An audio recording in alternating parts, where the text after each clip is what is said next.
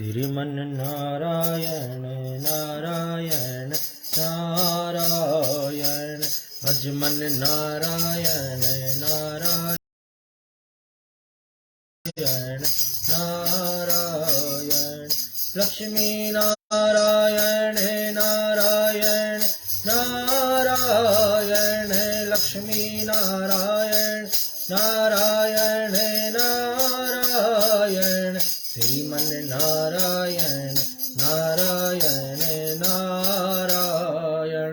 बोल लक्ष्मी नारायण भगवान की जय। बोले गणपति गणेश भगवान की जय। गजाननं भूतगणादिसेवितं कपित्थजम्बूफलचारुभक्षणम् उमाशुतं शोकविनाशकारकं नमामि विघ्नेश्वरपादपङ्कजम्। वक्रतुण्डमहाकाय कोटिसूर्यसमप्रभा निर्विघ्नं कुरु मे देव सर्वकार्येषु सर्वदा। करवा चौथ व्रत कथा। कार्तिक महीने की चतुर्थी तिथि के दिन माताएं बहनें करवा चौथ का व्रत रखती हैं। इसमें गणेश जी का पूजन और व्रत किया जाता है। जो सुहागन स्त्रियां हैं वे अपनी पति की दीर्घ आयु के लिए, लंबी उम्र के लिए इस व्रत को धारण करती हैं और भगवान शिव का पूजन, मां पार्वती का पूजन, कार्तिकेय का पूजन और मुख्य रूप से गणेश जी का पूजन किया करती हैं। जो माताएं बहनें करवा चौथ के दिन भगवान शिव परिवार का पूजन करती हैं, उनकी पति की आयु दीर्घ आयु होती है, लंबी आयु होती है। इसमें एक बड़ी सुंदर कथा आती है कि प्राचीन काल में द्विज नामक ब्राह्मण के 7 पुत्र और एक वीरावती नाम की कन्या थी। वीरावती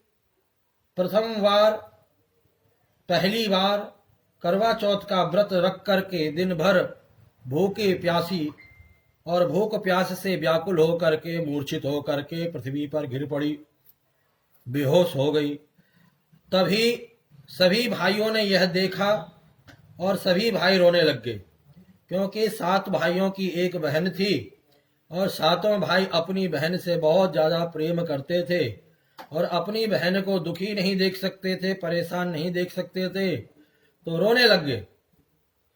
और जल से मुंह धुल करके एक भाई बट के वृक्ष पर चढ़ गया और बट के वृक्ष पर चढ़ करके छन्नी में दीपक दिखा करके बहन से कहा कि चंद्रमा निकल गया है। उस अग्नि रूप को चंद्रमा समझ करके, दुख छोड़ करके वह चंद्रमा को अर्घ दे करके भोजन के लिए बैठी और जैसे ही उसने पहला कौर मुंह में डालने लगी तो उसमें बाल निकल आया और जैसे ही दूसरे कौर में मुंह में डाला तो उसे छींक आ गई। तीसरे कौर में ससुराल से बुलावा आ गया। ससुराल में उसने देखा कि उसका पति मरा पड़ा है, मृतक हो चुका है।